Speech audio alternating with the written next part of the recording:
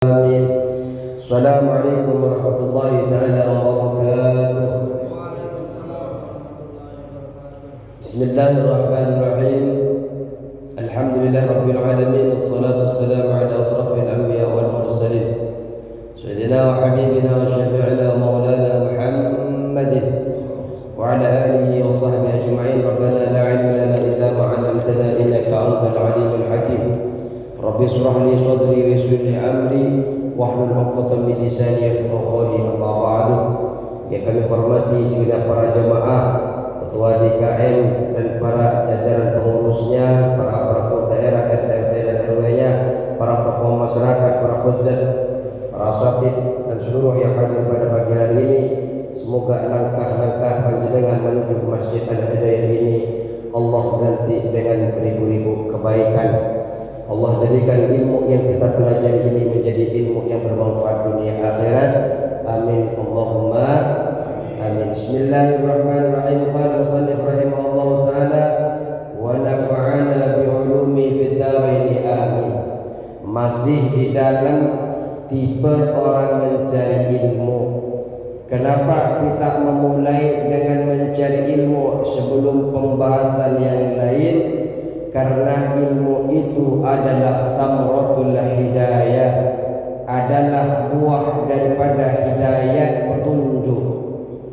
Kalau kita pengen banyak petunjuk dari Allah Subhanahu wa taala, maka perbanyaklah ilmu. Perbanyak ilmu.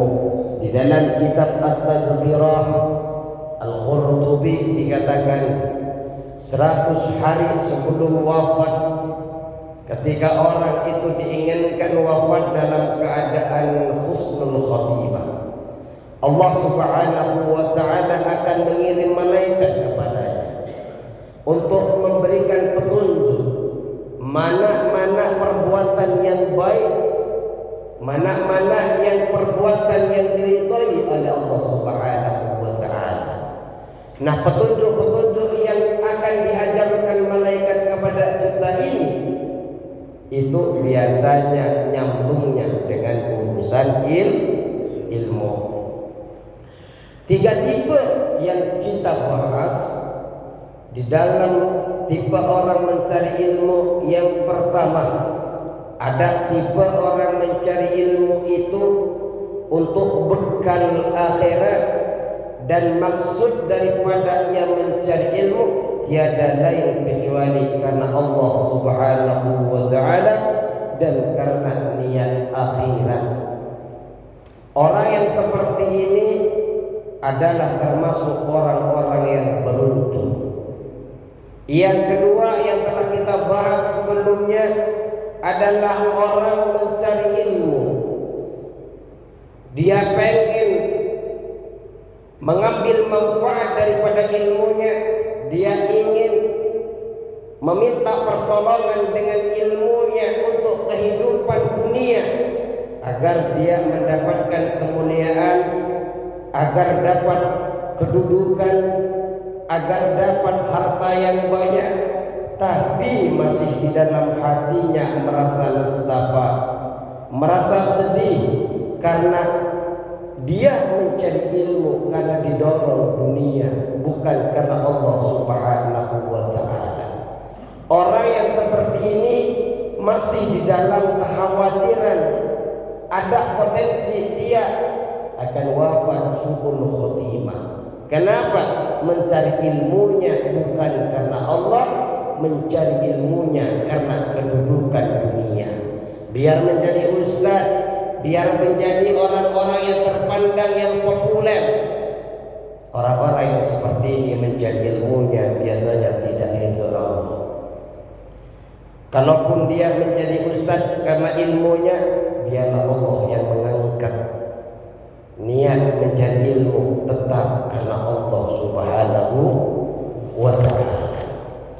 Tapi kalau orang ini di dalam perjalanannya dia sempat bertaubat, ilmunya diselaraskan dengan amal-amal soleh, diniatkan lagi karena Allah, maka dia akan termasuk orang-orang yang minal faizin, orang yang beruntung. Kenapa? Fa'inat taiba minad dambi kaman la damba lahu. Orang yang bertaubat dari dosa seperti orang yang tidak memiliki dosa lagi. Hari ini kita akan melanjutkan tipe yang ketiga.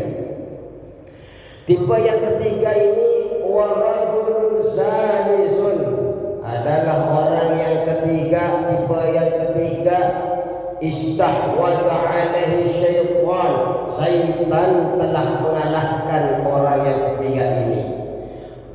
Kenapa? Fattakhadha ilmahu dari'atan, orang mencari ilmu untuk mencari jalan ila takasuri bil mal, untuk memperbanyak harta, wa tafakhuri dan berbangga-bangga, bil jahi dengan kedudukan, wa ta'assuri dan menjadikan jalan kuat atau mulia, bi kasratil atba'i dengan banyaknya pengikut. Karena melihat banyak kiai-kiai yang sukses segi harta, kemudian pengen anaknya, pengen dirinya dituntutkan ilmu, dicarikan ilmu, dipondokkan kemana-mana, disekolahkan, dikuliahkan sampai jauh. Kenapa? Agar kelak banyak hartanya, agar kelak punya kedudukan yang mulia, agar kelak bisa banyak pengikutnya. Orang yang seperti ini sudah kalah dengan syaitan. Kenapa? Seharusnya yang mencari ilmu itu niat karena Allah Subhanahu wa ta'ala. Yadkhulu bi ilmi kulla madkhalin. Dia menipu dengan ilmunya dengan tiap-tiap tipuan. Ayyaq dia minad dunya wa tarah. Dia menginginkan tertunainya urusan dunia dan hajat-hajatnya. Wa huwa ma'adzalika yudmiru fi nafsihi, sedangkan di dalam hatinya, di dalam dirinya tersembunyi annahu indallahi bimakanatin, bahwa dia di sisi Allah termasuk orang yang mulia. Dia niatnya karena dunia, dia niatnya karena kedudukan, biar menjadi, kalau saya alim, saya bisa menjadi menteri, saya bisa menjadi MUI dan sebagainya. Orang yang seperti ini sudah tertipu oleh syaitan. Dan bahayanya lagi, di dalam dirinya tersembunyi bahwa dia berada di sisi Allah dengan kedudukan yang mulia. Kenapa bisa ia merasa di sisi Allah Subhanahu wa ta'ala memiliki kedudukan yang tinggi? Litisamihi bisima'atul ulama. Litisamihi karena ciri-cirinya dia ini bisimatil ulama, sesuai dengan ciri-ciri ulama. Wa tarasumihi dan menyerupai birusumihim rupa ulama, fiziyyi di dalam pakaiannya, wal mantiki di dalam bicaranya. Dia berbicara seperti ulama, dia bersikap seperti ulama, dia berpakaian seperti ulama. Ulamanya pakai satu surban, dia tidak cukup satu surban, 3 surban langsung dipakai. Berbicara seperti ulama, nasihat kemana-mana. Tapi ma'ataqalu bihim 'ala dunya zahiran wa batinan. Tapi nampak sekali dia rakus dalam urusan dunia, baik secara zahir maupun batin. Orang pada tahu orang ini rakus. Walaupun dia berpakaian bagaimana layaknya ulama, jubahnya mulai pagi sampai sore tidak dilepas, surbannya itu sampai ke kakinya, tidak cukup di lehernya, ditaruh lagi imamah di kepalanya. Tapi nampak di masyarakat bahwa orang ini adalah orang yang rakus. Fahadha minal halikin, kata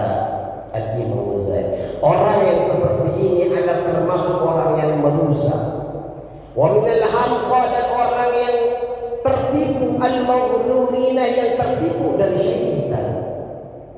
Orang yang seperti ini yang tertipu, orang celaka, orang yang merusak nanti. Kenapa? Idir raja'u munqati'un. Orang seperti ini celaka, tertipu karena dia itu sudah terputus harapannya.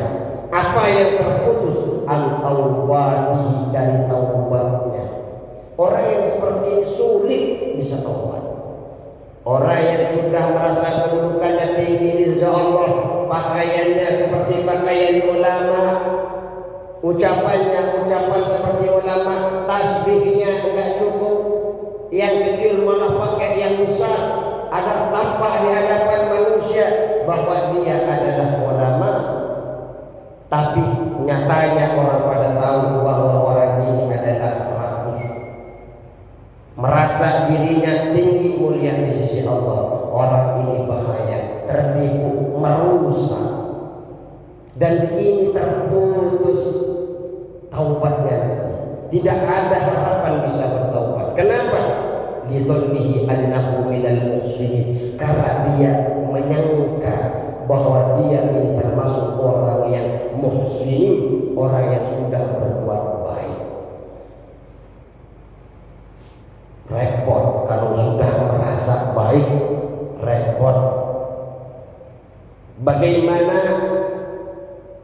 antara Nabiullah Adam, bagaimana antara iblis, mereka berdua sama-sama melakukan kesalahan kepada Allah. Yang satu, Nabiullah Adam alaihissalam, salahnya apa? Salahnya Nabi Adam, Pak? Makan buah khuldi.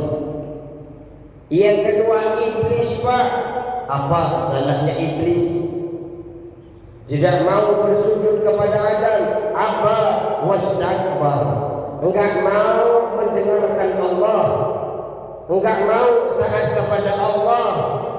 Allah suruh untuk sujud penghormatan kepada Adam, iblis tidak mau. Akhirnya semua dikeluarkan dari surga. Adam karena makan buah khuldi dikeluarkan dari surga, iblis dikeluarkan dari surga karena tidak mau sujud sama Adam. Sama-sama melakukan kesalahan. Adam diterima taubatnya. Rabbana dhalamna anfusana wa illam taghfir lana lanakunanna minal khasirin. Adam, Nabiullah Adam alaihissalam diterima taubatnya, Pak.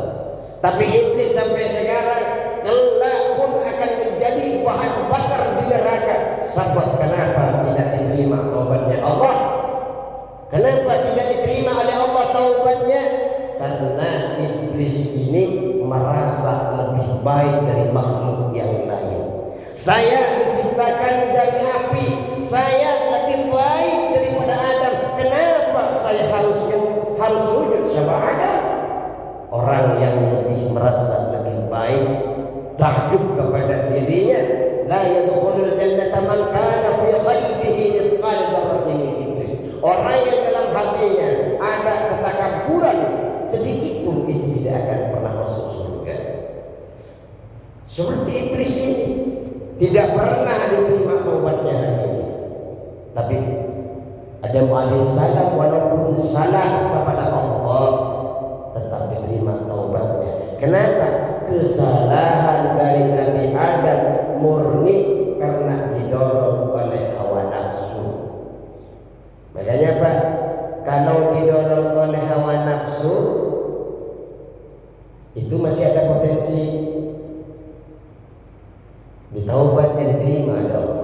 Tapi kalau sudah didorong oleh takabur, merasa lebih baik, nasihat yang baik apapun dari orang yang lebih tua ataupun yang lebih muda, itu tidak akan masuk. Kenapa? Sudah merasa ibadahnya bagus, sudah merasa sikapnya terbaik, sudah merasa pengabdiannya lebih daripada yang lain. Wa ghafilun an qouli ta'ala, dia lupa dengan firman Allah Ta'ala, ya ayyuhalladzina amanu lima taquluna ma la taf'alun.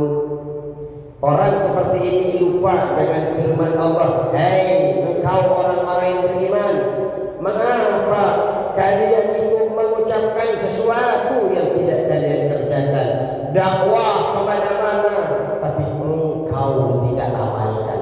Lima taquluna ma la taf'alun, mengapa engkau dakwah mengucapkan sedangkan engkau sendiri tidak mengerjakannya. Wa huwa mimman qala fihi Rasulullah sallallahu alaihi wasallam, orang yang seperti ini termasuk di dalam perkataan Nabi kita Muhammad sallallahu alaihi wasallam, termasuk dalam sabdanya. Apa sabda Rasulullah? Ana min ghairi dajjal akhwafu alaikum minan dajjal. Saya dari selain dajjal itu ada yang lebih takut di atas kalian, di antara kalian, minan dajjal, melebihi dajjal.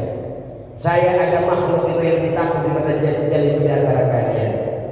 Ditanya faqila, ditanya oleh sahabat, wa ma huwa ya Rasulullah, apa yang kau takuti dari kami melebihi dajjal ya Rasul? Apa itu ya Rasul? Faqala, Rasulullah bersabda, ulama yang jelek, ulama yang fasik, ini yang lebih takuti di dajjal. Dajjal itu sudah buruk menurut kita. Kita takut sama dajjal, kita takut kita masuk di era dajjal karena khawatir orang itu tidak bisa menghindari kemurtadan ketika ditemui oleh dajjal.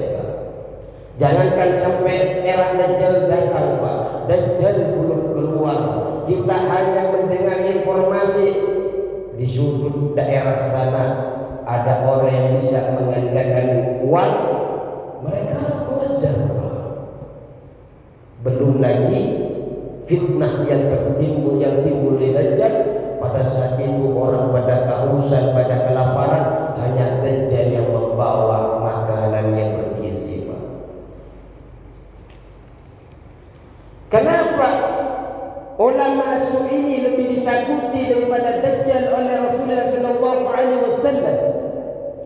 Wahada, adapun keterangan hadis yang disabdakan Nabi Muhammad sallallahu alaihi wasallam tadi, li'anna dajjal, karena sungguhnya dajjal itu, wa yadkhul idlalu, tujuannya adalah jelas menyesatkan. Udah tahu kita bahwa tujuan hari ini kalau dajjal pun turun, kita sudah tahu jauh sebelumnya bahwa dajjal hadir ke tengah-tengah kita untuk menyesatkan. Wa mislu hadzal alimun, kalau seumpama orang yang alim seperti ini, wa in sarafan nasa, meskipun ia memalingkan manusia, menyuruh berpaling manusia dari dunia, bilisani wa maqalihi, dengan lisan dan perkataannya, hari-hari dia berdakwah, ajak orang-orang untuk tidak cinta dunia, hari-hari ngajak untuk kebaikan, padahal sebenarnya fahuwa da'in lahum ilaiha, padahal sebenarnya orang seperti ini, orang alim seperti ini mengajak kepada manusia bi'amalihi wa ahwalihi, dengan perbuatannya sendiri dan keadaannya sendiri. Orang ulama seperti ini walaupun fatwa kemana-mana dengan kebaikan, dengan nasihatnya, sedang sejatinya ulama seperti ini sudah mengajak kepada orang lain kepada keburukan. Dengan cara apa? Dengan cara perbuatan dan keadaan dia. Jadi orang ulama as-su ini adalah kullu munafikin, tiap-tiap orang munafik kasirul ilmi lisani, yang pandai, yang banyak sekali ilmu lisannya, jahilul qalbi wal amal, tapi hati nuraninya dan perbuatannya sangat kurang. Dia pandai kalau ngomong, dia pandai kalau memberikan nasihat, tapi tidak diamalkan. Orang seperti ini nyuruh jangan berbuat maksiat, malah dia yang mendatangi maksiat. Orang seperti ini nyuruh jangan berbuat yang zalim, tapi dia malah yang berbuat zalim. Orang yang seperti ini walaupun dia nasihat kemana-mana tidak masuk. Yang masuk adalah orang yang langsung melihat perbuatannya. Sejatinya walaupun dia nasihat kemana-mana dengan lisannya, tetap orang dia itu mengajak kepada orang lain untuk berbuat buruk. Dengan apa? Dengan perbuatannya, dengan rakusnya. Kenapa? Walisanul hali, adapun bahasa tubuh, bahasa keadaan, bahasa perbuatan, afsah min lisanil maqali, lebih fasih daripada bahasa ucapan atau bahasa lisan. Bahasa perbuatan itu Pak lebih didengar daripada bahasa lisan. Kenapa? Watiba'un nas ilal musyahadati fil a'mali, tabiat manusia untuk menerima kebaikan itu di dalam perbuatan, amyalu minna ilal mutaba'ati fil aqwali, lebih condong menerima kebaikan itu daripada menerima kebaikan dari amal perbuatan daripada menerima daripada lisan. Orang itu biasanya lebih nerima langsung melihat perbuatan secara fisik daripada hanya dari ucapan. Ayo pergi ke masjid, ayo pergi ke masjid. Orangnya yang nyuruh enggak ke masjid. Tapi ada orang yang enggak ke masjid, dia langsung ngasih contoh ke masjid. Orang ini terpandang. Orang yang seperti ini walaupun tidak ngajak ke masjid, sejatinya sudah ngajak. Dengan cara apa? Dengan cara memberikan contoh secara perbuatan. Orang memberikan nasihat dengan perbuatan itu lebih condong, lebih ikuti daripada hanya perkataan. Makanya ketika ada ulama ngasih nasihat, jangan hubbud dunia, tidak boleh cinta dunia, tapi ulamanya yang cinta dunia, maka orang itu tetap saja mengikuti secara perbuatannya. Akhirnya apa? Jemaahnya cinta dunia semua. Walaupun secara lisan jangan dia selalu memfatwakan jangan cinta dunia. Fama afsadahu hadzal mawlud bi a'malihi. Sesuatu yang dirusak oleh orang yang tertipu dengan amal-amalnya, dengan perbuatannya ini, aksar mimma aslahu bi aqwalihi, lebih banyak kerusakannya yang disebabkan dengan amalnya daripada kebaikan yang diberikan oleh lisannya. Jadi lisannya ngucapin nyuruh yang baik-baik tidak masuk. Kenapa? Karena perbuatannya sudah tampak di masyarakat adalah yang fasik, yang pendosa, yang ahli maksiat. Kenapa lain? Karena la yastajribul jahilu ala rubbati fid dunya, karena orang yang awam, orang yang bodoh itu tidak akan berani cinta kepada dunia illa kecuali istijramil ulama, kecuali ulamanya sudah berani duluan. Orang awam itu enggak berani Pak. Kadang orang awam itu malu bertanya, tapi langsung melihat bagaimana ustaz itu cara wudu, bagaimana caranya ustaz itu masuk ke masjid, bagaimana cara ustaz itu sholat, bagaimana cara ustaz itu keluar dari masjid. Itu yang dilihat kemudian ditiru oleh orang awam. Maka hati-hati bagi orang-orang yang menyandang predikat ustaz atau kiai. Kenapa? Karena setiap langkah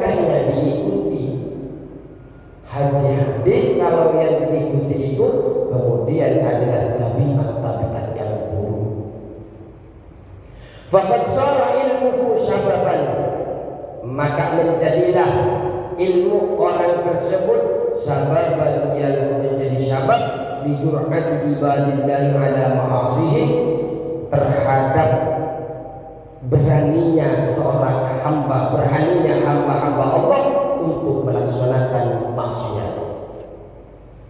Wa nafsuhul jakhilatu mudillatun, sedangkan dirinya orang yang berada di tipe ketiga ini, orang yang bodoh, orang yang manja, maka dikatamunihi berharap-harap sesuatu yang tidak akan terjadi, wa tarjihi, dan orang berharap-harap sesuatu yang memungkinkan terjadi, wa tad'uhu ila ayyamunna 'ala Allah bi ilmi, kemudian mengungkit-ungkit, menghitung-hitung ilmunya kepada Allah Subhanahu wa taala. Orang ini kalau sudah merasa benar, dia di dalam setiap tindakannya dia dihitung ilmunya. Ya Allah, ilmu saya sudah berdakwah begini, ini itu semua.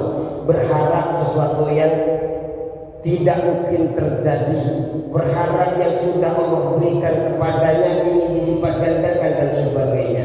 Wa tukhayyilu ilaihi nafsuhu, dan orang ini sering berhayal akan dirinya annahu khairun min katsirin min ibadillah, bahwa dia orang termasuk hamba yang lebih baik daripada hamba-hamba yang lain. Makanya bahaya Pak kalau kita termasuk orang yang di dalam hatinya merasa lebih baik, merasa hamba yang lebih dekat daripada orang lain. Enggak boleh.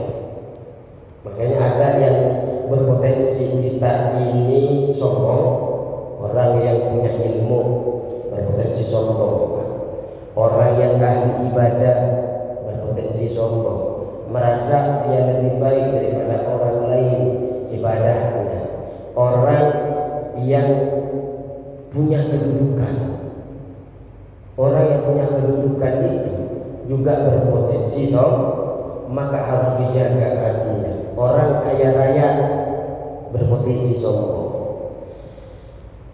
Maka dilanjutkan oleh Al-Imam Ghazali, fakun ayyat talibuh, maka adalah engkau wahai para penuntut ilmu, minal fariqil awwali, dari yang pertama.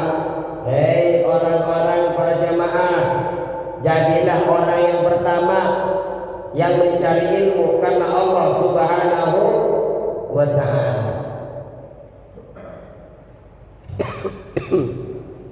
Wahdar an takuna lil faqir sani, dan hati-hatilah, hindarilah engkau menjadi orang yang kedua. Bagaimana orang yang kedua?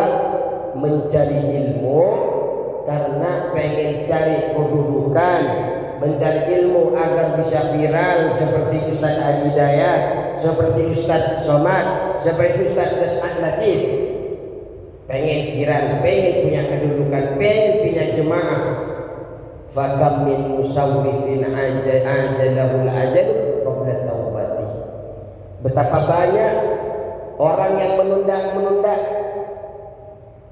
tahu sebelum dia tobat ternyata ajalnya sudah tiba. Sehingga ketika sudah ajalnya tiba, maka orang ini ketika wafat dalam keadaan su'ul khatimah. Fakhasira, maka ia termasuk orang yang merugi. Cuma yang lebih berbahaya lagi, kata Al-Imam Ghazali, summa iyyaka sampai ulang 2 kali. Hati-hati, hindari engkau antakuna minal fariqis salisi, engkau menjadi bagian dari orang yang ketiga. Bagaimana orang yang ketiga? Fatahliku halakan, orang yang ketiga ini termasuk engkau binasa, halakan dengan kebinasaan, la yurja ma'u, yang tidak diharapkan bersama kecelakaan tadi, kebinasaan tadi, wala falahuka wala yuntadharu salahuka, keuntunganmu dan tidak bisa dinanti kebaikan. Kalau engkau sudah menjadi orang ketiga, orang yang berbuat dosa, orang yang mencari ilmu karena sudah tertipu dengan setan, memperbanyak harta hara karena rakusnya, kemudian dia berdakwah kemana-mana dengan menyuruh kebaikan kepada orang lain, tapi sehari-harinya tidak mencerminkan kebaikan.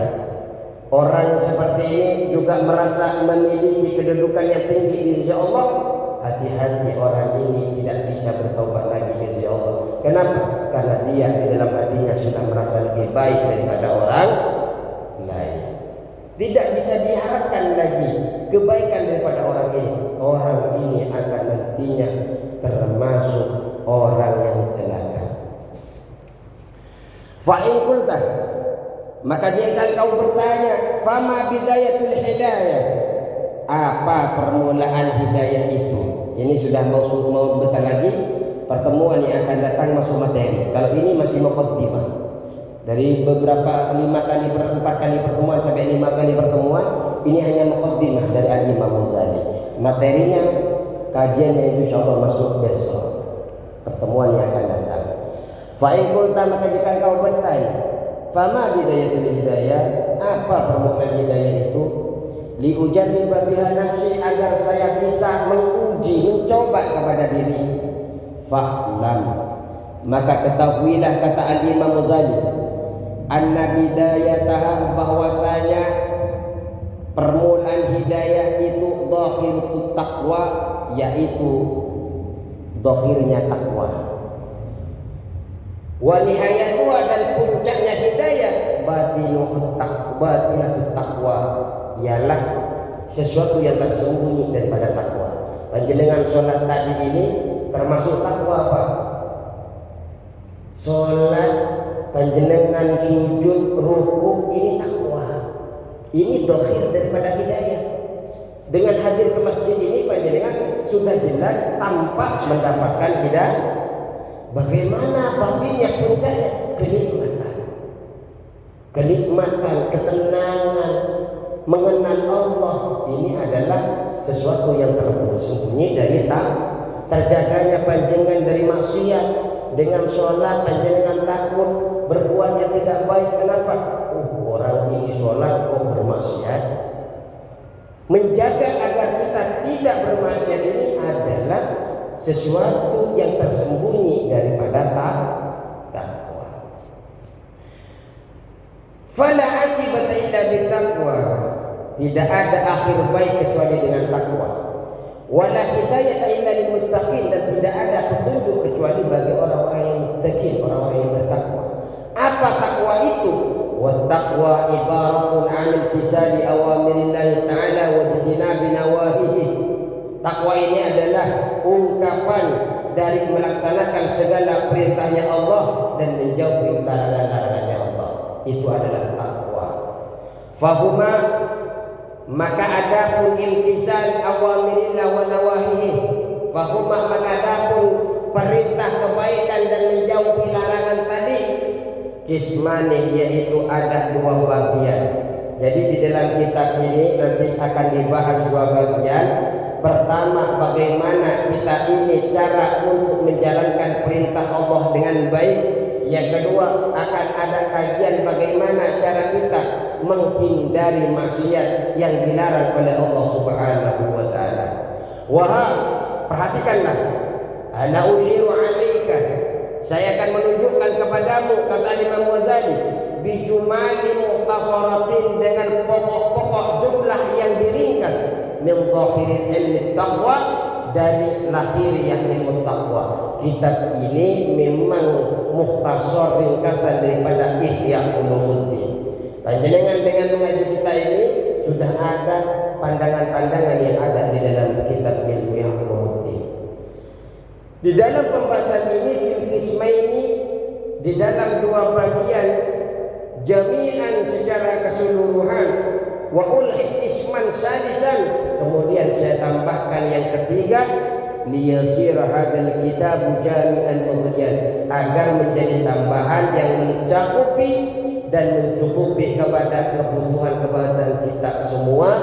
Dia tambahkan di dalam Al-Imam Ghazali menambahkan bab yang ketiga, membahas tentang bab berinteraksi kita dengan Allah, berinteraksi kita dengan makhluknya Allah Subhanahu wa ta'ala.